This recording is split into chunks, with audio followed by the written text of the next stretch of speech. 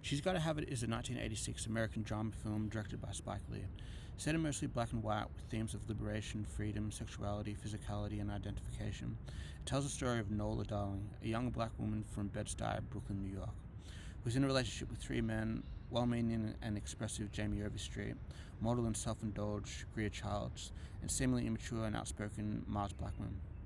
As the relationships with Nola's three partners progress into complicated scenarios, she is trying to find herself in a dynamic where the men in her life are constantly trying to mold her into the woman they want her to be.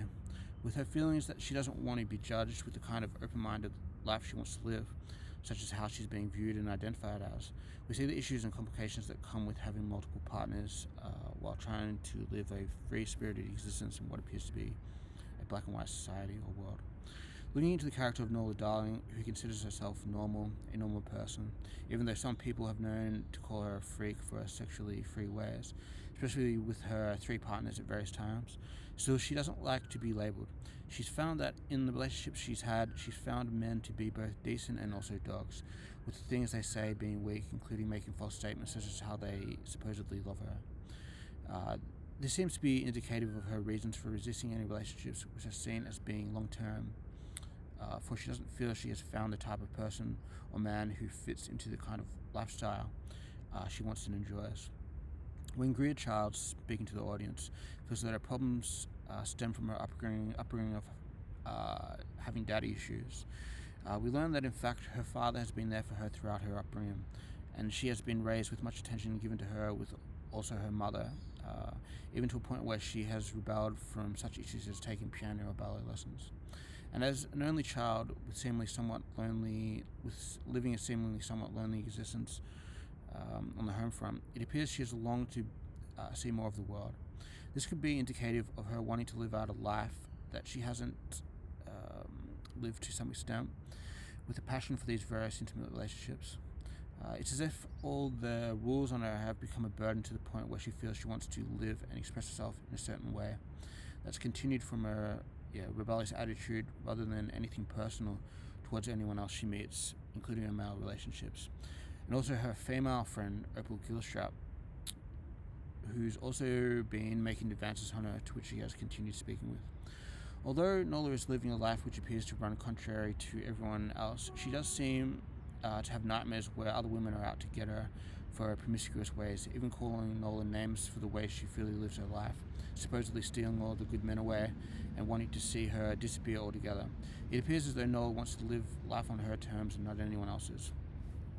While analysing the character of Jamie Overstreet, we see a man who wants to be with Nola for the long term.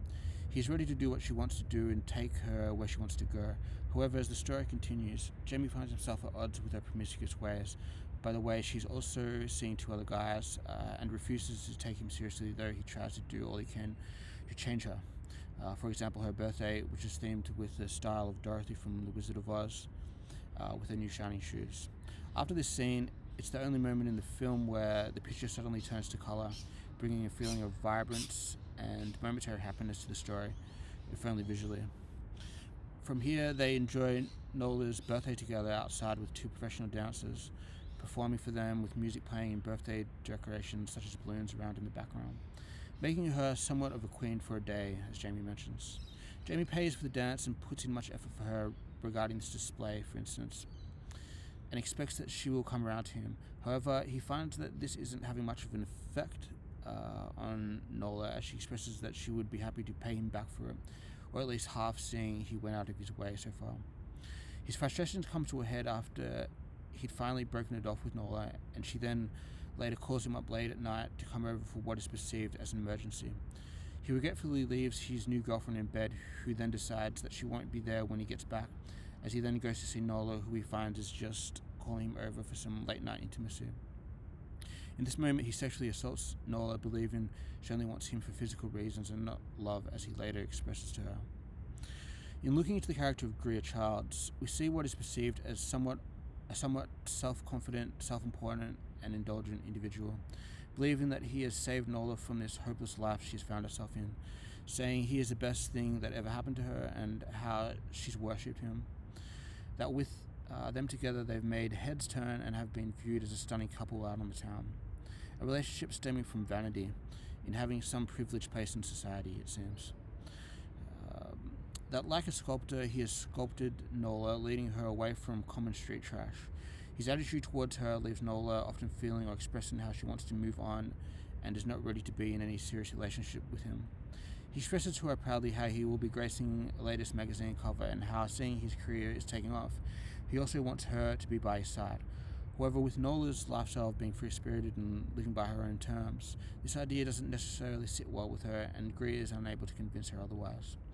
With the scene at the Thanksgiving dinner table, when becoming berated by Mars by the way Greer talks, even referencing as being somewhat of a white-skinned leaning person, this, along with other various comments such as Greer thinking he is too good to be dining with people from this neighborhood, then leads to Greer leaving the table abruptly and finally breaking it off with Nola for good when she goes to discuss moving on with him also. In analysing the character of Mars Blackman, we see a cool, seemingly immature yet outspoken man who isn't necessarily settling for the life he finds himself in. This includes him voicing his opinion wherever he can, whether that's with Nola as they spend time together, or with the other two male interests of Nola he finds himself interacting with on various occasions.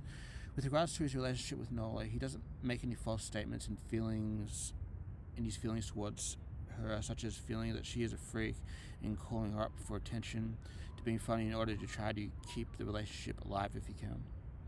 At the Thanksgiving dinner table, when he is accused of not having a job, he refuses to believe that it's impossible for him to progress to where he wants to be by insisting that it's something he's working on.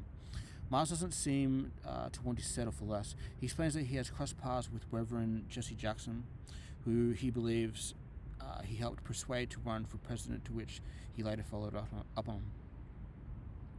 That story appears to show that within Mars, although he appears immature, he too has ambitions, and yet, as a black man, he finds that the outlook towards him or anyone else similar, such as Jesse Jackson for this example, looks grim. But yet there is some level of hope out there to which he has not given up on. He even gets Nola to grace his scalp for him, as he proudly likes to show off his appearance and have Nola be a part of this too, even though she ends up leaving him in the end also.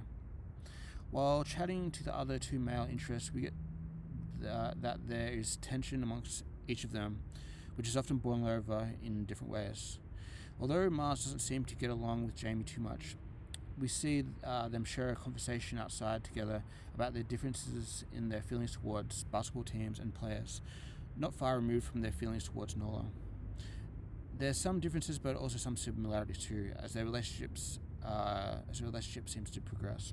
Also, Mars' attitude to Nola is not one he seems to take too seriously, seeing he is calling up other women when he's unable to woo Nola.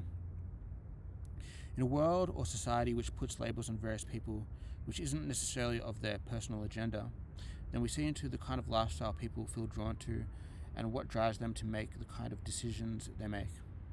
That with hope, justice, spoken words, and persistence, an issue that seems black and white can somehow turn into something which is more respectful, communicative, loving, and dynamic. I invite you to comment whether you agree or not, or if you have any different takes on this film or its various elements. Thanks for watching.